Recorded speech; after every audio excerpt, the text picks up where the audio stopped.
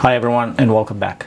Last time we saw this big picture overview of the different drug modalities, from small molecule to peptides, proteins, oligonucleotides, and finally cell and gene therapies. Today we're going to continue on this theme by looking at the big picture of how these drugs are developed and brought to market. We'll walk through the entire drug development process step by step using this figure that I'll put on the screen shortly. Whether you're new to biopharma or working in this field, understanding this pathway is key to appreciating why developing a new drug takes so long and costs so much.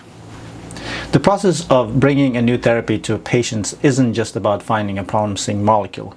It's a long, expensive, and highly regulated journey.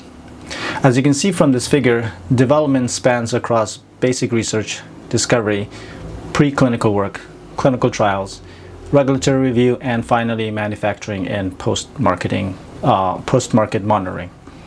Each step reduces the risk and builds the evidence needed to show that a therapy is safe and effective. By the way, in the figure, I placed the typical cost on top of each stage and the timeline at the bottom.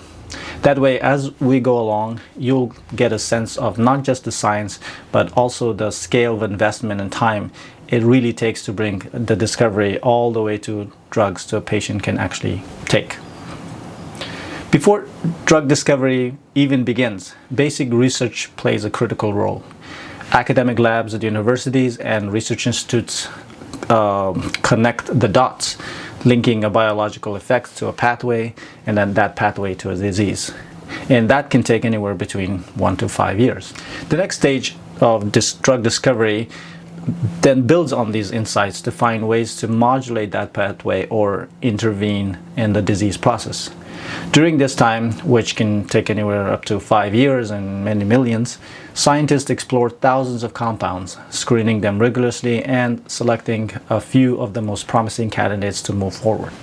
Once a candidate looks promising, it moves to the next phase, which is preclinical phase. That can take anywhere between 2 years and many millions of dollars in costs. Here, before it even touches a human, the drug is tested in lab models and animals to evaluate toxicity, pharmacology, and dosing. Can it reach its right target? Is it toxic? What is the right dose? Are all the questions that must be answered. If the result looks good, then investigational new drug application, or IND, is submitted to the regulatory agency to allow for human testing. Now we are at the clinical trials stage, which are by far the most expensive part of development, ranging anywhere between 100 to all the way to maybe 800 millions or so, or more. This is divided into 3 phases: phase 1, phase 2, and phase 3. Phase 1 tests the drugs in a small group, usually anywhere between 20 to 100 healthy volunteers, and is focused on safety and dosage. The question being answered is it safe? Phase 2 expands to 100 to 500 actual patients, in which case we're measuring both safety and early efficacy. Now the story shifts to, does it actually work, and at what dose?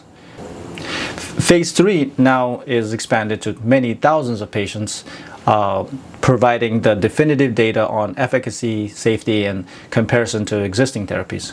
This is the grand test, the point where the drug has to be proven beyond doubt that it is effective and safe compared to existing options. These stages can last nearly a decade and cost hundreds of millions of dollars. Many molecules don't survive and make it past or to this stage, but if one does, then it moves to the next gate, which is the new drug application, or NDA. At this point, our molecule's fate rests in the hands of regulators. Agencies like the FDA or EMEA in Europe combs through the mountain of data, preclinical, clinical, and manufacturing strategies to decide, is this drug safe enough, effective enough, and consistent enough to be approved for patients to take. This review can take anywhere between 1 to 2 years, but if successful, our molecule gets the stamp of approval for manufacturing. It is no longer just a molecule, it is now a medicine. The drug can now be manufactured at scale. Now, manufacturing is not just about production. It also includes ensuring that your quality, reproducibility, and compliance with good manufacturing practices. Even after approval, the process isn't over. Post-marketing surveillance, or also called clinical phase 4, tracks real-world safety and long-term outcomes in thousands of millions of patients. This step, costing anywhere 5 to 20 million, is critical to detecting rare side effects that might have been missed or not shown in clinical trials. So that's the journey from spark of discovery to a life-changing therapy. It's a story of science, risk, regulation, and persistence.